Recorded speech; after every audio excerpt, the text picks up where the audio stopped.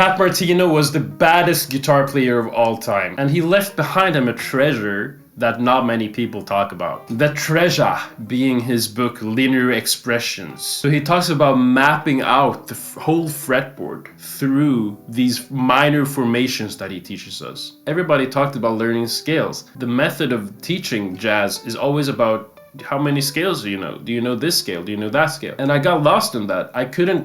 I was listening to the music of jazz, I was listening a lot. I was like, wait, but that doesn't correlate. When I practice scales, I never thought it really fit with the recordings. You know what I'm saying? So it was always like this pocket of time where I was like confused and overwhelmed. When I found this concept, it made me so happy because suddenly I could understand how to sound jazzy. It's not like the concept in itself is something new. People have done this for years, but the thing is just, it made my brain that felt overwhelmed about improvising. It made me understand, and it made me feel like, okay, I can just focus on this. And it made me sound good in an instant, which was like the most motivational thing for me to continue. I could find my own sound in these formations. So if that's the case for you, then I really recommend getting deep into this because you will benefit a lot from it. So the method that I've been inspired by Pat Martino, consists of 4 positions. So you map out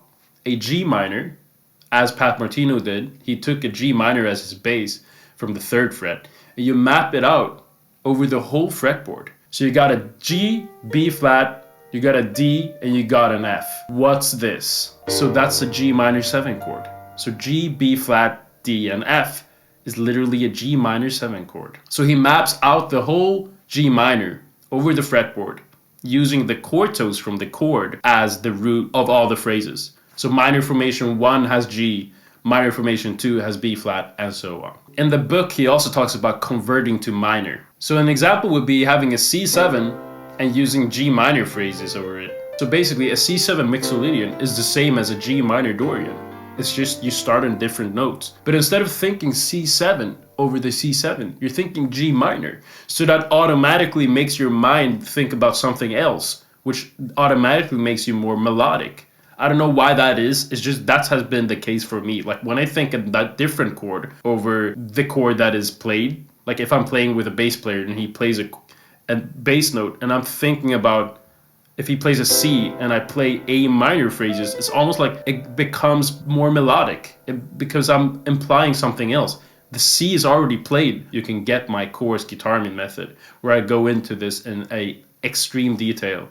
So you can get the pre-sale, which is cheaper. You can get it right now if you want to make an investment in yourself, and you also support me in the process. What's nice is you can do this over any chord.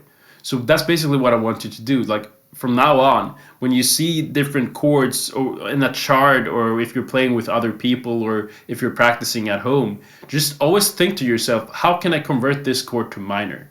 What would I have to do? So if you have a B major 7, how do you convert that to a minor? So when it's a major 7 chord, you just go down a minor 3rd. So in this case, it will be A flat minor. So you can play an A flat minor. You can play A flat minor formations over the B major 7. You got yourself beautiful phrases. Try to think about what chords you can do this over. Personally, I think the most difficult chords are diminished chords, because they don't really fit with minor. If it's not like a sharp 1 diminished, or what's it called, like a flat 2 diminished, maybe it's called. Those diminished chords are always headed towards the 2. So if you have an E flat and it goes to E diminished and then it goes to F minor, that's a really common thing. A C7 going to a F minor. So it's literally a 5-7 to 2. And there you can play a B flat minor Dorian because you're treating it as a minor 2-5-1 and F. So that's also like something you will realize all this kind of stuff when you sit with this. If you want this process to go much quicker, then I really recommend you getting my course down below, which is on pre-sale. It's cheaper and it's an investment. So please get that if you're interested. You will support me on the way too. The formations are amazing and they changed my life. So these are the minor formations inspired by Pat Martino.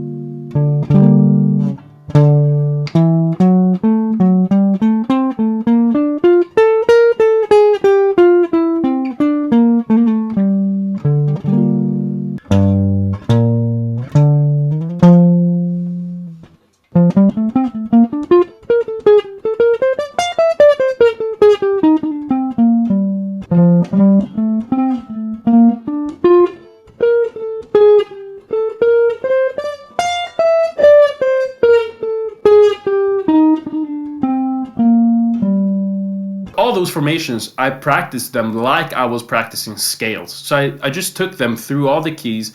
I literally converted everything to minors so I could play those formations. So I lived with those formations. I went to sleep with those formations. Like literally I did everything with those formations. So sit with, like literally become friends with them. And the best way to become friends with different music you're learning, whatever it is, transpose. You got to learn them in all keys so you can hear them in all different situations. Okay, so they will go into your ears, and the more you transpose, the more you'll hear different sounds. So this process literally took years for me, but it will go so much quicker for you if you just apply this. So start converting your mind to minor. So start looking at chords and ask yourself, what minor formation can I use over that? And the more you ask yourself that question, then you will automatically just play the minor. You won't even think. You will just play the minor formation without thinking. So when I say C7, I just play G minor. It's not like it's something that I don't even think one split second. I just know. And that comes from thinking about it, thinking about it less, thinking about it more or less, and then not thinking about it at all. So it's a process. Just give yourself time to acclimate. Give yourself time to calibrate with this. After a while, all you will see is this concept by the great Pat Martino. So another thing is, when you learn these formations and you transcribe, you will always relate to these formations. So when I transcribe something today, I transcribe it, so what formation is related to this phrase? So I can always see in terms of the formations, because you can always relate them to one of these formations, which is a really cool thing, because then I can just add stuff to the formations and I will get more and more tools to improvise with.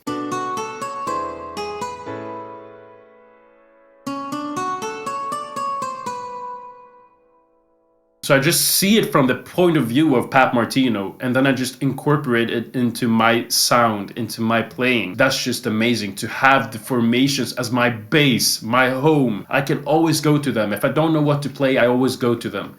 And then I get inspired to do other stuff that I've learned. I highly recommend you start doing this. So as I said, the pre-sale to my course will end soon. So get the course if you're interested in this way of thinking. My name is GuitArmin, and I teach people how to improvise. If you think this video was cool, maybe you can drop a comment below talking about your journey in improvisation.